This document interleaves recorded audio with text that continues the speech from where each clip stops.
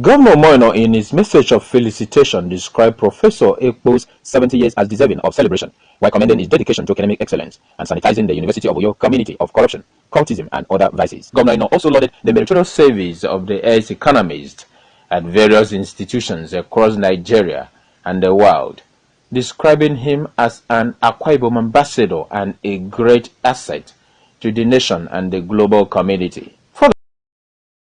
The executive commended University of Uyo's Vice-Chancellor, Professor Nyaudon Dayo, for initiating the valedictory lecture to give such renowned academic like Akpanekpo a deserving institution.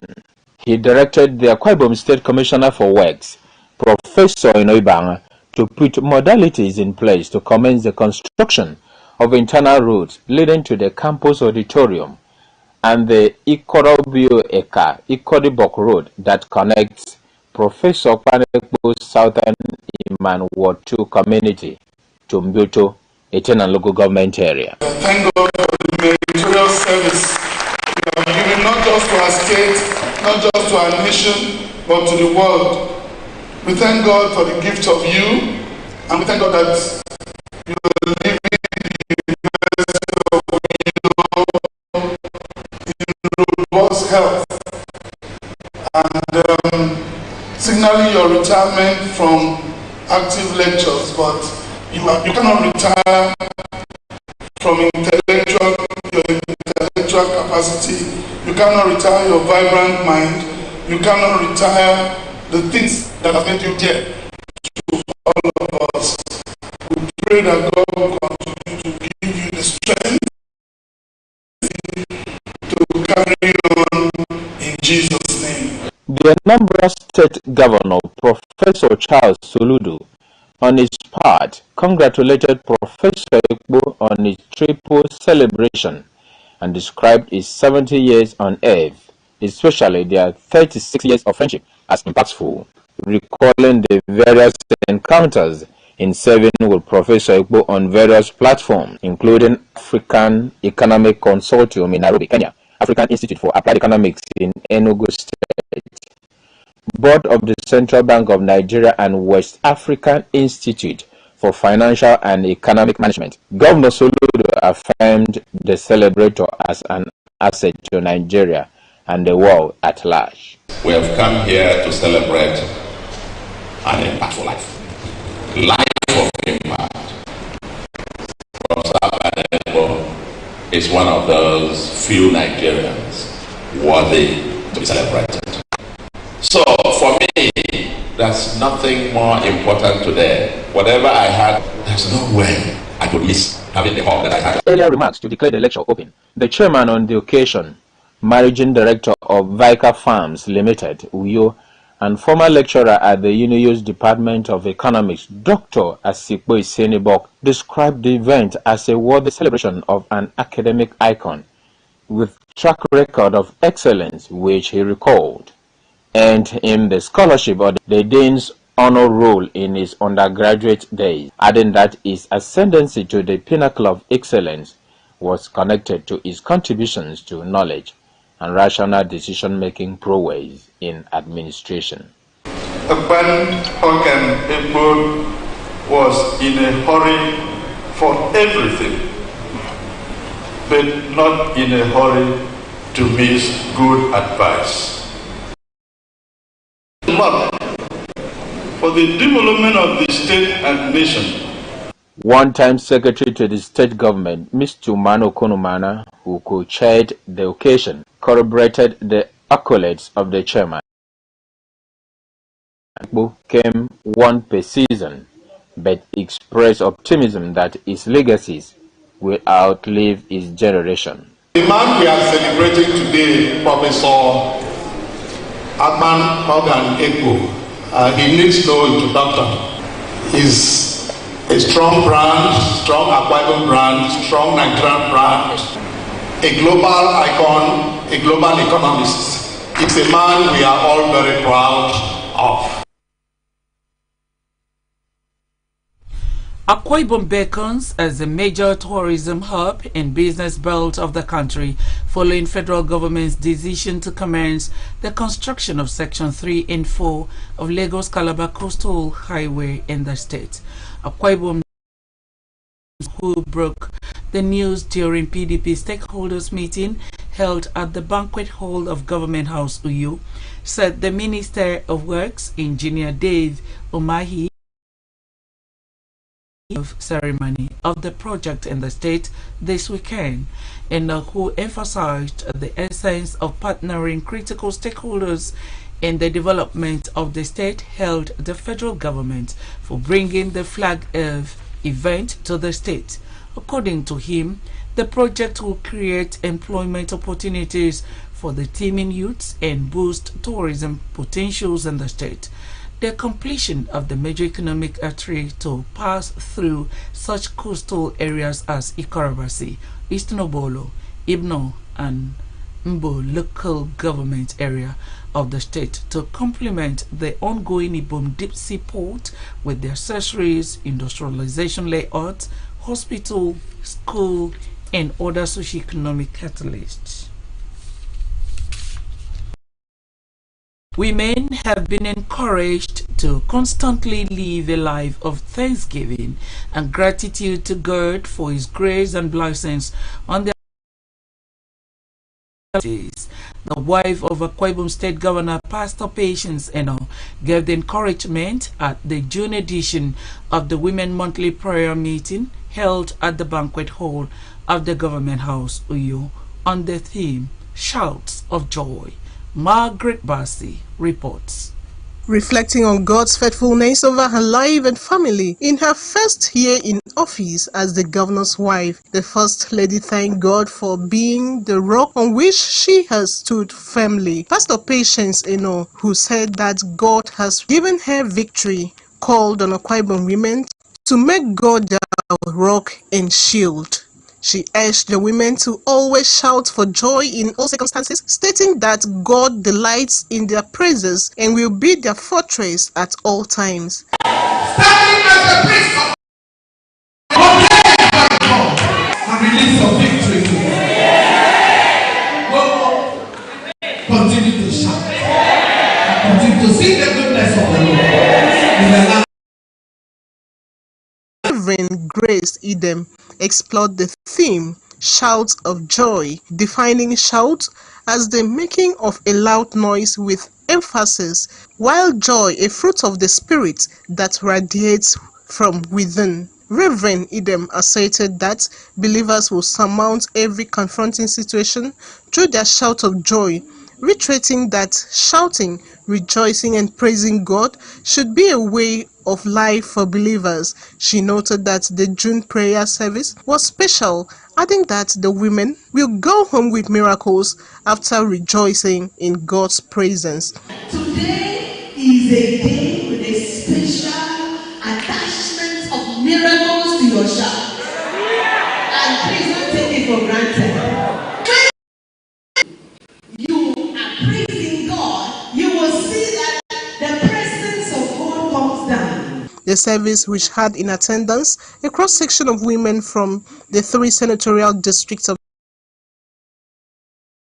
by the women born in June, led by the wife of the secretary to the state government, Dr. Inemeseruwa. Intercessory prayers, testimonies, a session of worship, high praise and hymns, as well as rendition by the Ibom a cappella group.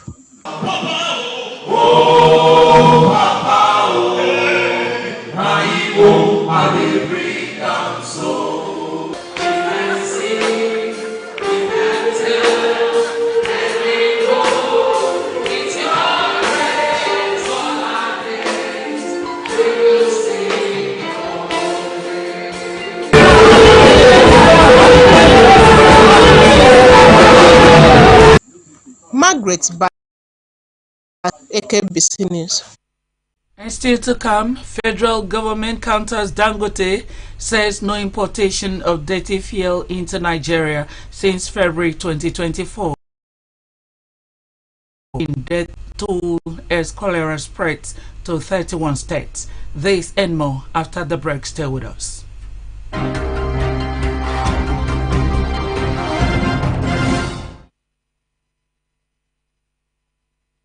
You're still watching Akbc 45 News at noon. Local government chairmen in Akwa Ibom State have been advised to practice financial prudence and operate within their annual budgetary provision. The advice was given by the Akwa Ibom State House of Assembly Committee on Public Accounts on the final day of the assessment of local government's audit query. Responses from the Office of the Auditor General for Local Governments Legislative Affairs reporter Uyuko Swa completes the story. The committee, whose representative Mr. Eric Akpan, advised against writing off unremitted advances and deposits within a fiscal year, more pragmatic and professional. The committee commended Ikorobasi councils for their adherence to operational principles. These unretarded advances, we know that you cannot retard it in totality because the annual budget of the local government cannot accommodate it. But what we want to see is evidence of action taken to reduce. That's what we want to see. So I'm sure that you have advised the current chairman properly. Local government councils that appeared before the committee on the last day of the exercise were Nseretai, Uronoko, Eastern Obulu, Etemekbu, and Urefong Uruku. Uyoko Uswa, Akbc News. And Akwa Ibom State 2025-2027 medium-term expenditure framework and fiscal strategy paper has been concluded in Uyo. The exercise was in fulfillment of the state's fiscal responsibility law to open a budget preparation process to citizen participation. Uyo Kuswa reports. Addressing the gathering, the Commissioner for Economic Development, who was represented by the Permanent Secretary in the Ministry, Mr. Christopher Udo, said the state's 2025 to 2027 medium-term expenditure framework and fiscal strategy paper is being prepared against the backdrop of a tense global economy that exerts more uncertainties on the nation. We are present in this forum today will go a long way to boost the morale of the 2025 to and FSP committee and for them to produce a final document, which will be internationally accepted. Let me acknowledge the goodwill of the all for finding time to share their thoughts with us despite tight schedules. The Commissioner for Finance, Dr. Linus Nkan, while clarifying that the 2025 budget is to take its base from the approved 2025 to 2027 medium-term expenditure framework, noted that involving the citizens in the budget preparation allows for transparency and good governance. The Chairman, House of Assembly Committee on Economic Planning and Development, Dr. Nsidebe Akata, and his counterpart, who chairs the House Committee on Appropriation and Finance, Dr. Itoru Etem, said the House of Assembly would be pleased to see the draft 2025 to 2027 medium-term expenditure framework laid before it for consideration line provided by the State Fiscal Responsibility Law. We were working on realistic budgets.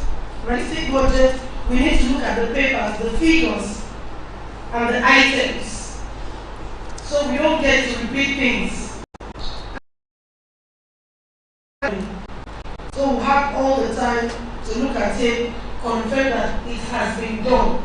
Others who commended the public consultation included the United States Agency for International Development state-to-state representative in Akwa Ibom, Mr. Edward Naki, and Mr. Mfon Gabriel of the civil society organizations. The event featured the presentation of the draft medium-term expenditure framework and fiscal strategy paper, document, and discussion on citizens-nominated projects and programs for the proposed 2025 budget. Uyoko Uswa, Akbc News.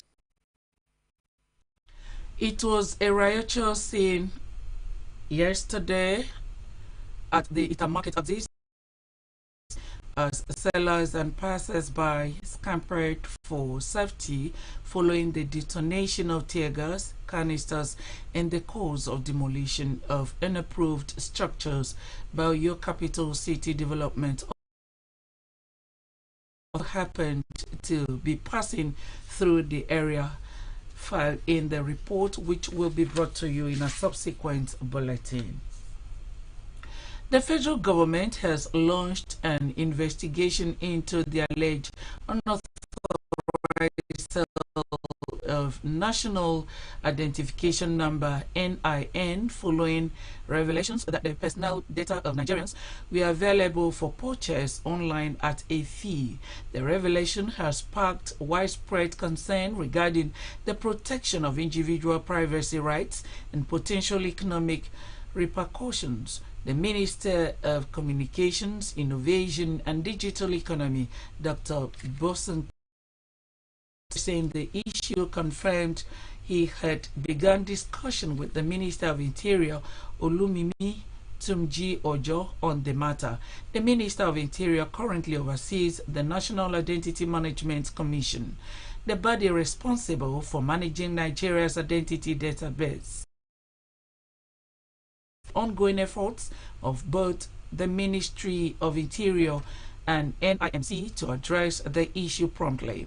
Last week, Paradigm Initiative raised the alarm after uncovering instances where names, bank verification numbers, BVNs, and other sensitive personal information were purportedly available for sale online, citing direct extraction from government database. The executive director of the organization, Benga Sisan, said that the data being sold on the websites were sourced directly from the government database.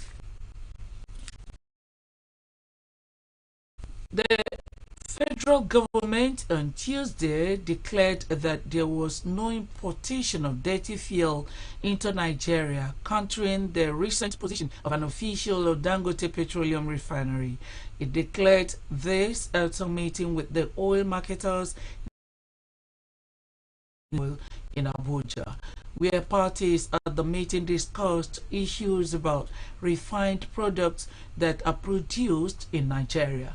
Speaking through the Nigeria Midstream and Downstream Petroleum Regulatory Authority, while reacting to claims of dirty fuel importation into Nigeria, the government stated that refined petroleum products with high sulfur content were last imported in February, stressing that this had since been addressed by the regulator.